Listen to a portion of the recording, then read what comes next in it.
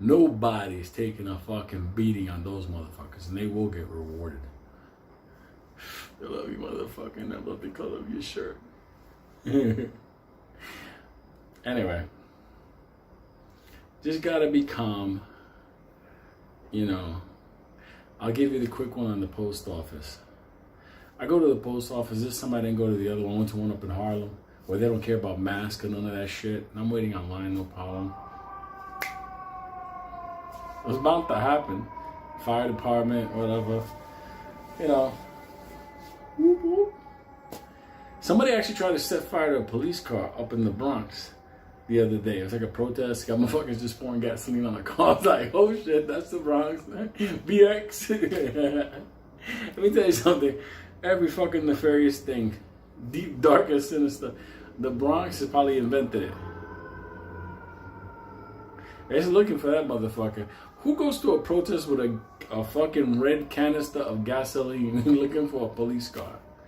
Like, look, I've had my issues with cops throughout my time. Some cops, you know, whatever. Other cops, they're the fucking sweetest motherfuckers on this planet. You know, whatever it may be. I fight with postal people, so it doesn't matter. But to take a fucking gasoline tank to a protest and try to set some fucking cops on fire, like for real, like what are you even thinking about? Fuck the badge. Fuck it. You're gonna set a human being, an American, on fire that has family. You're gonna set a motherfucker on fire. What the fuck are you thinking of? You're not. Let me stop. You're not thinking. How the fuck are you gonna set somebody's child on fire? Like, I get it, in war shit happens, but like, dumb motherfuckers. Anyway, moving on. Let me talk a 2-second thing, plan B-ish. Look, remember I was talking about a lot of things, preparing, stuff like that, and getting ready and stuff like that, because things obviously were going that direction. Well, all of a sudden we had those, that storm, well, came to New York as well, but that's besides the point. You know, nobody's laughing now. You had 9 to 11 people die in New York City because of a hurricane. Like, that's fucking crazy. Like, you survive all the wild criminals, the bums, the craziness, trying to keep your health up. You do all the right things. You know, you make sure you don't reckless drive, whatever it may be.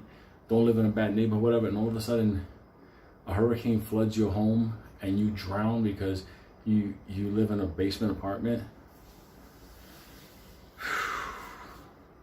Times are changing, so people just need to like prepare for whatever you can. That thing down in New Orleans, I'm keeping a close eye on it. 1 week, no power, no refrigeration. All foods is spoiling, no running water. You know, let's face it, the bacteria and infections that are going to come out of there, people that already have sicknesses, that going to take it to another level. No aid coming in, confused, no communications. When I talk about preparing for stuff, I've been in places where society has broken down. I mean, no joke. Like, lights out, motherfucker. Like, it's over. You're on your own. And it's like in America and in Europe, people are so used to like, I'll have a venti latte with, 5 pumps of this. And all of a sudden, you find yourself in a situation where society kind of like ends and you're on your own. And now you have to think about, like, for real, like, this is your life. What's your plan? What are you doing? How are you getting out of this nightmare? Where are you going to? How's your money? Did you pack a bag? Are you ready for this? What highways are you going to take out? All these kinds of things. I say, Lou, why are you talking about this stuff? I'm scanning the news and seeing all kinds of stuff, Trust me, the virus video I did yesterday, I'm sure Tuesday morning, health department. Fuck you, old bitch. Anyway, that's just my little rant. I'll do the Benny video next. Oh, get back to the post office. I'm fucking having wine, so I go to the post office. I'm up in Harlem. I go inside. They don't give a fuck about nothing. Lambada, Zeta, whatever. You don't gotta wear a mask. They don't give a fuck. It's a bunch of black women behind they glass and they all know me. They're like, what's up, Lou? I'm like, fuck, what's going on? So anyway, I get on the line after fucking writing out some fucking labels and shit. And I'm on the line. Behind me is a lady by herself, white chick, and behind her is the nastiest hood rat ever with her, you know, her guy, some Ricky LaBamba motherfucker. No big deal, I don't give a fuck. I just want to do is go pay, ship out something, be done. I didn't want to go to the communist woke post office. I already had it with them motherfuckers. So I'm on the line. I go to the window and I'm taking care of my stuff. And all of a sudden there's a and somebody's supposed to go, the white lady behind me is supposed to go to a window.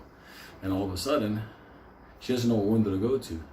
So the nasty hood rat from the back, who definitely must have done some time or whatever, starts to curse her out and say all kind of racist shit. But the problem was, the white lady behind me didn't understand what she was dealing with was a monster. So she thinks she can go, excuse me, what did you say? Not understanding. This is a monster. This is like being in a prison cell. So, you know, people arguing back and forth. I don't get involved, especially in the fucking post office. It's like one of those places where it's like, different rules apply. So anyway, the lady gets close to the hood rat and starts to tell her that. And the hood rat turns around and tells her, you privileged white bitch, whatever, which is kind of stupid because, you know, if she's in a post office in Harlem, I don't really think she's privileged, but whatever. So anyway, the lady starts freaking out. What are you talking about, privileged white, you know, whatever. Not understanding that the hood rat was gonna fucking go at her. So then Ricky LaBamba, her fucking boyfriend, and I'm doing my best to stay out of this fucking thing. And the women behind the counter, they already know me. And they're like giving me the message like, stop. So all of a sudden this fucking guy starts fucking telling her, you fucking bitch, I was like, that's it, done. At least it's on camera. And I fucking videotaped it for you motherfuckers. Like, I'm about to catch another felony, but hey, I'm about to get rid of one so I can add on another one. It's like stacking blocks. All of a sudden, I turn to this motherfucker. And I tell him, dude, not for nothing. Watch your mouth, that's a fucking war. So he thinks it's a fucking joke. You know, he's there with his little fucking tank top and his fucking beads, fucking worshiping Jesus. I'm thinking to myself, like, I will shove a fucking stamp machine up this motherfucker's ass. Anyway, he starts with the, oh, nobody tells me what to do. And everything. I'm like, I'm not telling you what to do. You touch that woman, I'm gonna fucking put your fucking head through a window. So anyway, the black woman behind the counter like, Lou, don't do it. Even the old lady that helped me out with my password, she's like that behind her mask. Don't do it, Lou. This fucking guy doesn't understand. So anyway, he's like looking and squaring. I'm thinking to myself, like, I will bust this motherfucker up and go sideways on him. Like, whatever. The cameras are gonna show the proof. You know the whole saying. Let him swing first, it's a misdemeanor. You swing first, it's a felony. So I'm like, I told the lady, look, ain't nobody gonna touch you. Go do what you gotta go do. So then the guy, you know, in order to be a tough guy in front of his, you know, wildebeest hood rat, he starts to mouth off in the distance, whatever. And I'm like, you know something? I don't give a fuck. You can mouth off all you want. I have a rule. Just don't say shit like, you'll see, because that's a threat to me, or I'll kill you. Because if you say that shit to me, dog, I'm going to blind, cripple, or dead. You're going to have one of those three. That's just how I roll. So I'm there, and the hood rat is egging him on. You're going to let him talk to you? And I see he's amping himself up. And I'm about to rip his fucking lungs out. And all of a sudden, I'm just like waiting. It was going to go down fast. Like, literally, I already sized him up. Shoulder injury and a fucking broken collarbone. All of a sudden, the biggest, blackest woman in the post office from the other side, she's supposed to work at it. She came out, hold on a second. She tells fucking Ricky LaBamba, this man gonna rip your heart apart. You better shut the fuck up. And I'm just laughing like, holy shit, I'm back in the hood. People know me. I fucking had, when I was a kid, I used to throw motherfuckers through fucking store windows and shit like that. And she like, loser, good guy. She's like patting me on the head. And I was like that, yeah. And this motherfucker understood clearly. That hood rat was gonna get this motherfucker first class to a fucking morgue. So everything calmed down. The white lady went, she took care of her stuff. She thanked me, whatever, she went out. The hood rat was all crazy. And she's like, I don't care, I ain't afraid of nobody. I'm like, it ain't about being afraid about nobody. Just understand something. Watch your mouth, don't fucking attack people. Don't be fucking racist in the name of not liking the idea of somebody could be racist to you. Don't do that shit. But anyway, so the people at the post office, they're like, we know everything, Lou. Yeah, we got you. I'm like, good, because if the cops ran in this bitch and they have to fucking lock me up, at least I got some witnesses there. I was like, fuck that. So that's my other post office story. I gotta go to post office again this fucking Thursday. Fucking ridiculous, but I'll be back.